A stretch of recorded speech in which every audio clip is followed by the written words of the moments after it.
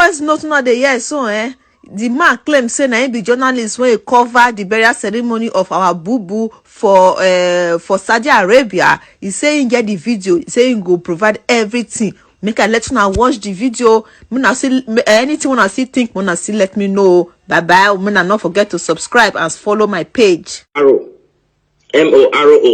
Hello. So the whole scenario is that President Muhammadu Buhari, he died on the 19th of February. On the 19th of February, please, those analysts, if you can take notes, take pen and your paper and note these things down. Note them down carefully. I'll be giving a specific things here, specific details right now. Okay, number one, President Muhammadu Buhari died on the 19th of February, the year 2017.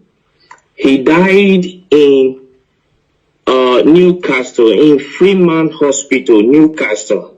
He died as a result of heart problem, heart disease, which the Nigeria presidency failed to disclose.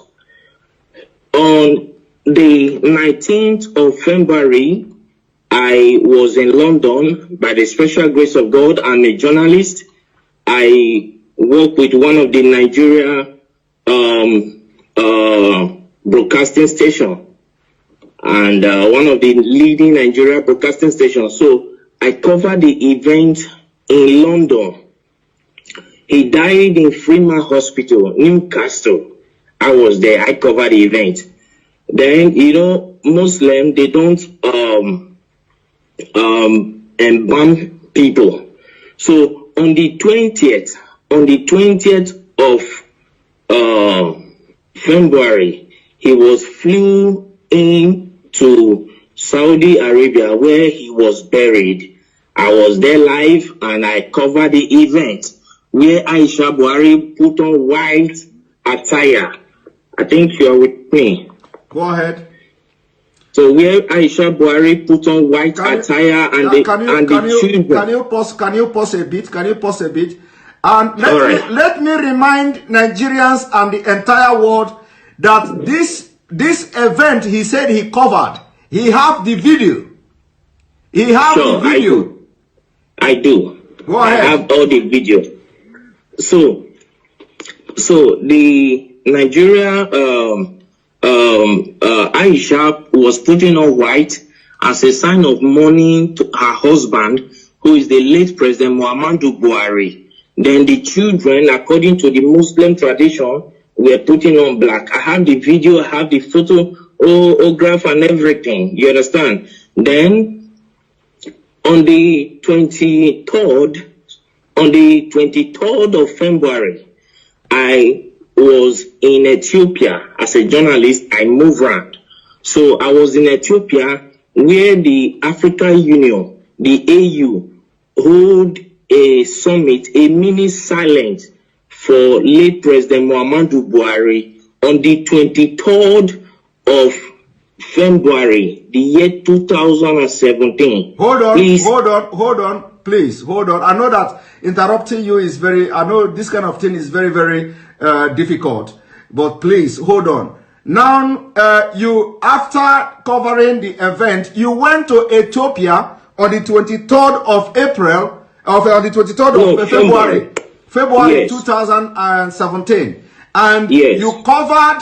you were there at the African Union Summit or whatever. Yes. You covered it with your own camera as a journalist, and yes. you have the video. Exactly, I do. Go ahead. So I covered the events there where the African Union hold a mini silent for late President Muhammadu Buhari. So to show their last respect to the late President Muhammadu Buhari of the Nigeria government. Then on the 28th of February, which I think is the last day of February, then what's it called? Queen Elizabeth gave a condolence statement to the Nigeria government in respect of late President Muhammadu Buhari, and which went viral. Yes. So all of these, the Nigeria government led by late Abakari and with the cabal swept under the carpet for selfish and greed reasons. Then on the 2nd of March, Eric Joyce, the ex-British lawmaker, Eric Joyce, ex-British lawmaker, he issued a statement, a condolence statement to Nigeria for the loss of her president. Are you with me, sir? Yes. Then they swept it under carpet, and the man got angry and came out to say that President Muhammadu Buhari is dead. If President Muhammadu Buhari if they think he is lying, that they should come out to challenge him. You understand what I'm saying now? Yes, that they should come out to challenge him in the court of law, that he will come out with every evidence to prove that Muhammadu Buhari is dead. As I talk to you since 2017, till this minute, nobody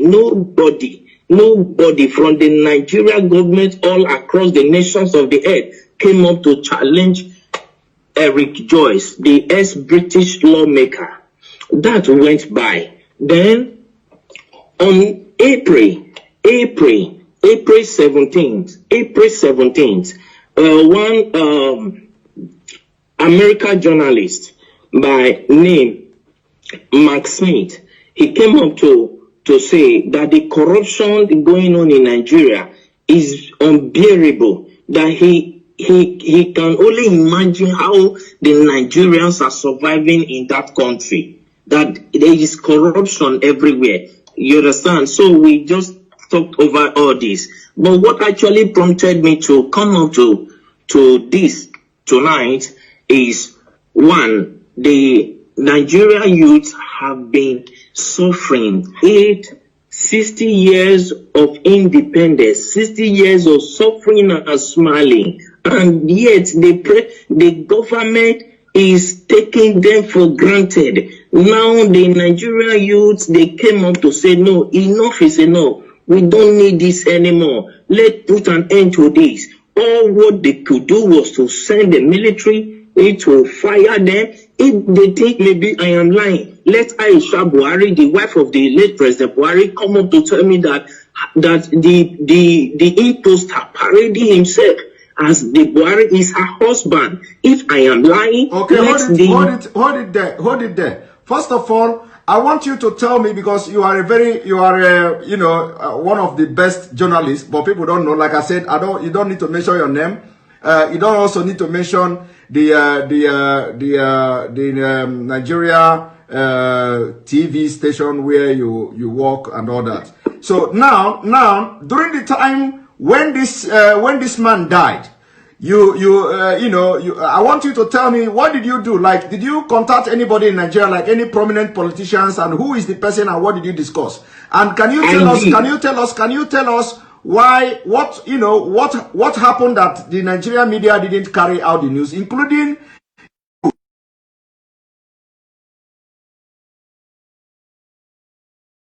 fortunate that Abakari is dead. Abakari did not die of COVID-19. Coronavirus did not kill him. They masterminded his death.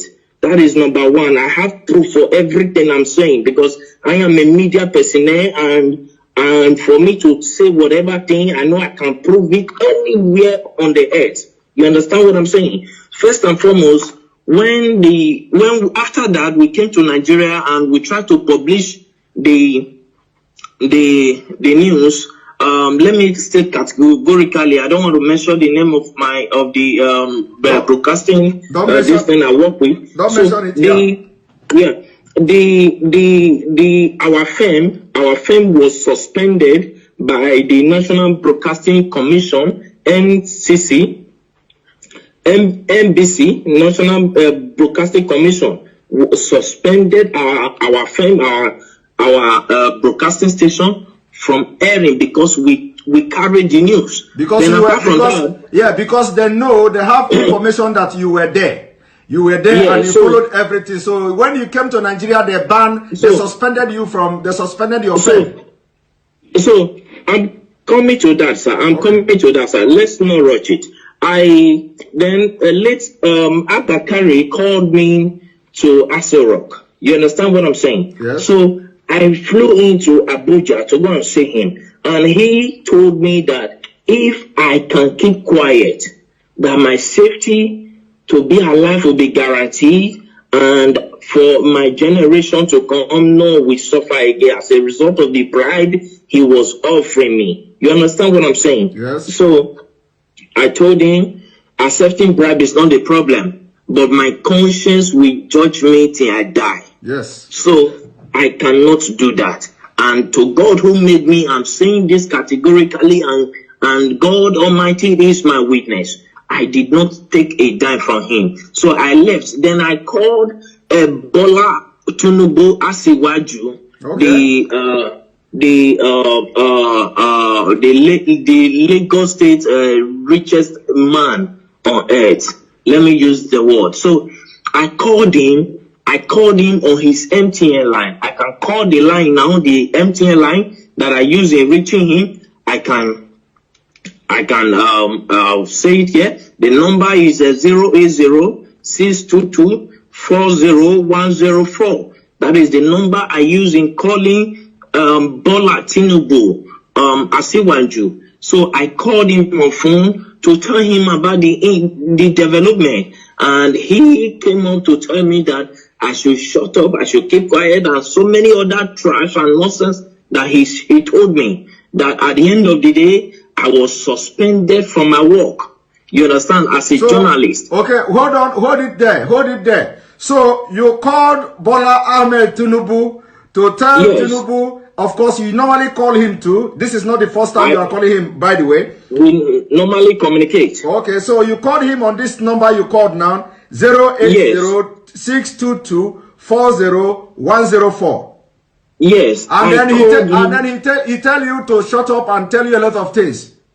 He specifically, I can still remember, I still have the record of that conversation. You understand? Because Okay. as a journalist, you keep record of things, because years to come you might need it. You understand me? Okay. So I still have the record of that conversation. So when I called him, he told me that Nigeria is not like other countries. That Nigeria hymns of affair revolve and must continue to revolve around the cycle. You understand now? He told me that it must continue to revolve around the cycle, that the system of governance in Nigeria is different from every system of governance in the world, on earth, that in Nigeria transparency is something that they don't toy with, that they try to hide everything, that it's not everything the masses must know. It's not everything the masses, the people of Nigeria must be aware of.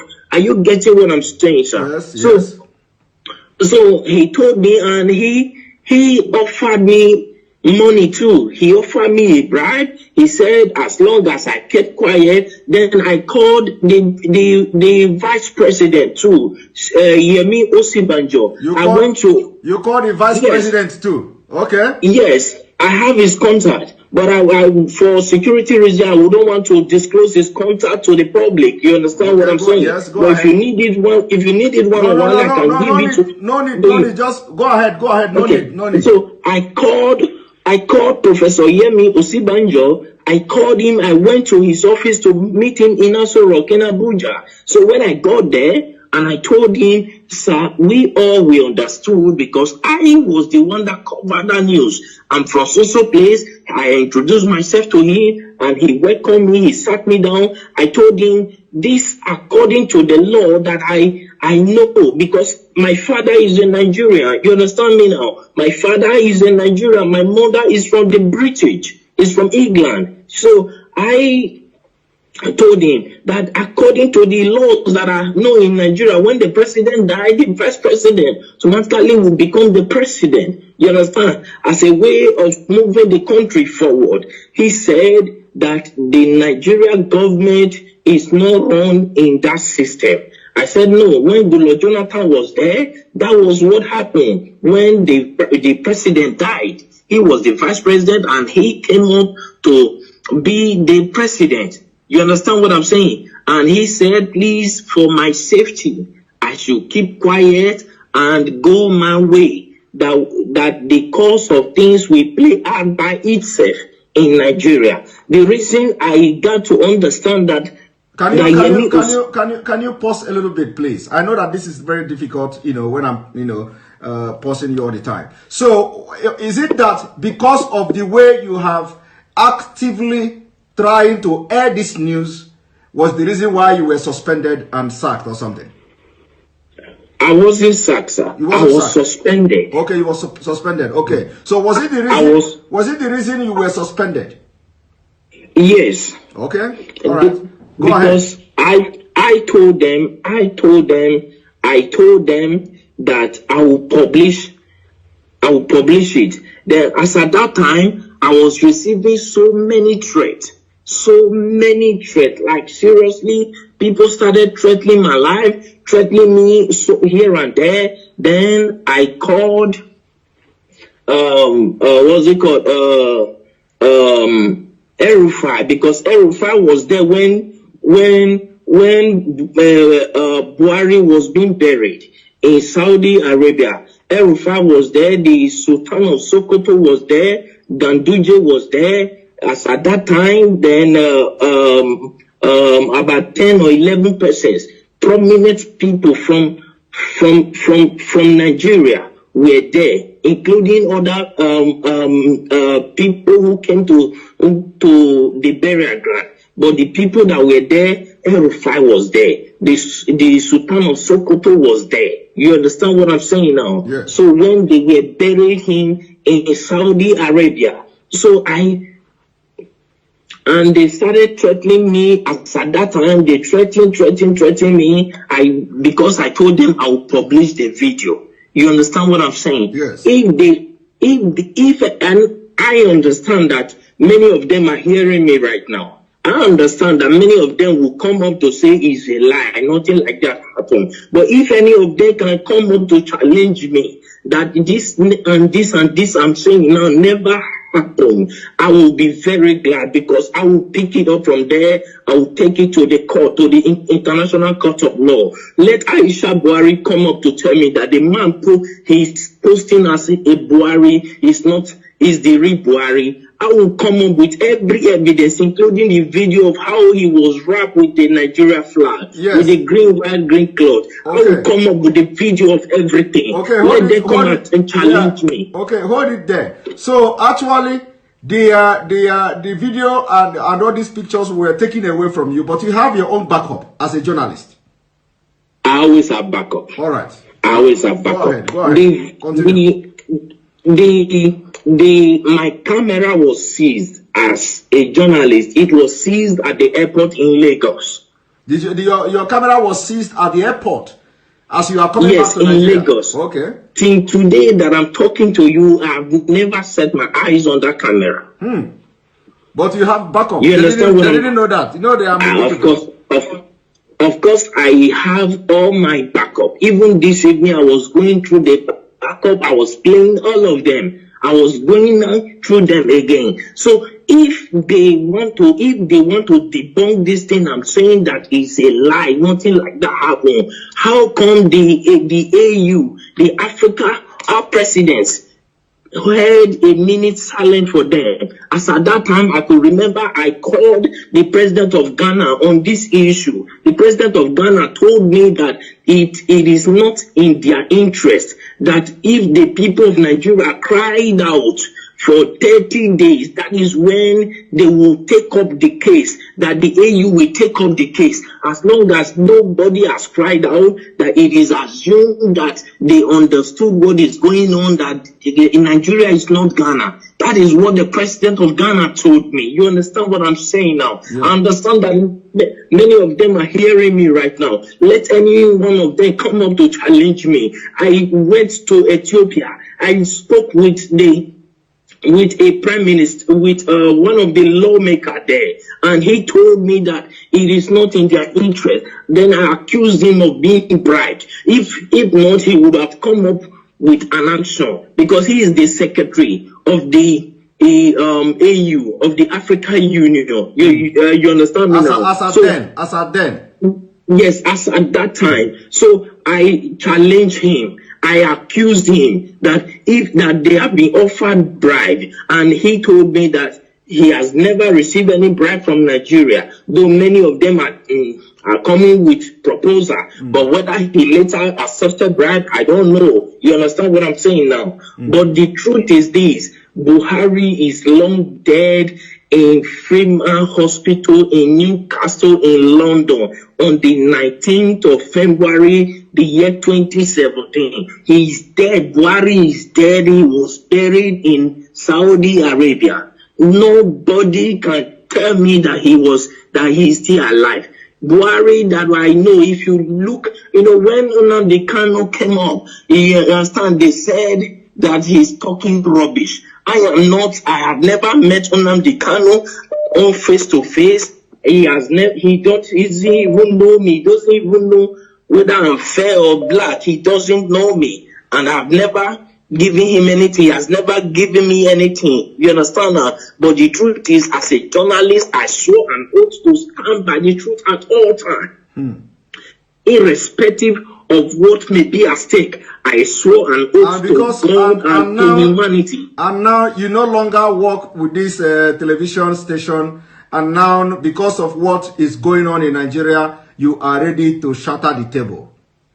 If I am not answerable to any Nigerian authority, you understand now? When I was suspended, I was waiting if my suspension would be lifted. I waited for a period of 6 months. My suspension was not lifted. Then I resigned. I sent them my resignation letter. Then I left. I started my own firm by myself. You understand me now? Which I am growing by the special grace of God. You understand what I'm saying now? Then what we do, because a lot of people, of course, a lot of people are demanding that we are not going to discuss here, whether we are going to, how we're going to bring video to start flashing and stuff like that, because we want to be killing them, slowly. So we want to be killing them slowly. It is not going to be boom. So a lot of people are saying we should bring the video, We are not going to respond to that at this point, whether we are going to bring the video or not. But so long as they are following the program, following what we're doing, the videos and evidences will be dropping bit by bit. All right. Thank you very much. The issue is, thank you, sir. Please, I want to say something, sir. Okay, go ahead.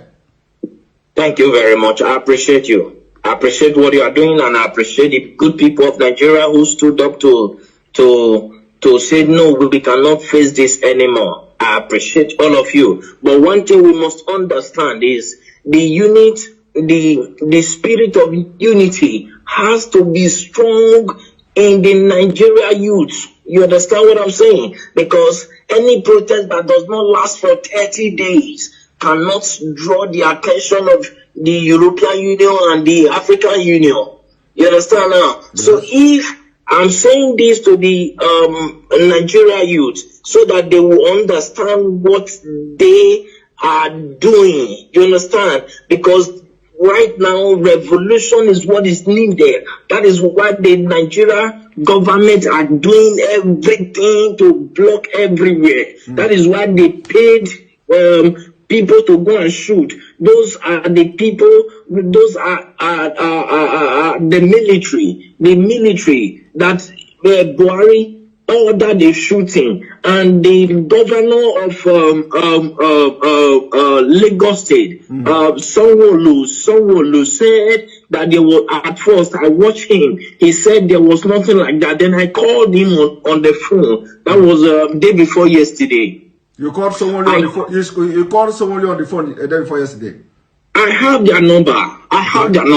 I called him on the phone and I asked him, why are you saying this? It is obvious across the nations of the earth. Why are you saying this? People will come after you. The Nigerian youths that I know there are calm, but when you toy with their simplicity, they will come after you.